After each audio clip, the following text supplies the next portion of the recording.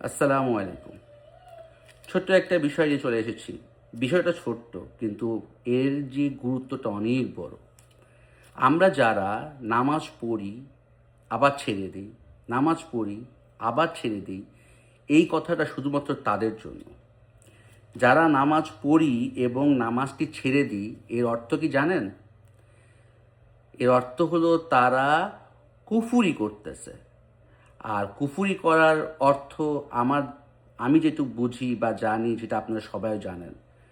তো আপনি কি চান আপনার দ্বারা এই জিনিসটা হোক? যদি না চান তাহলে চলে আসুন। আপনার জন্য আল্লাহর মসজিদ, আল্লাহর দ্বার সবসময় আছে খোলা। নামাজ মানুষকে যে কতটা গুরুত্বপূর্ণ, নামাজের তা যে আমাদের জীবনে কতটা গুরুত্বপূর্ণ এটা চিন্তাও করতে পারবেন না। শুরু করেন, আল্লাহ আপনাকে একাই হেদায়েত দিবে এবং আপনি বুঝতে পারবেন।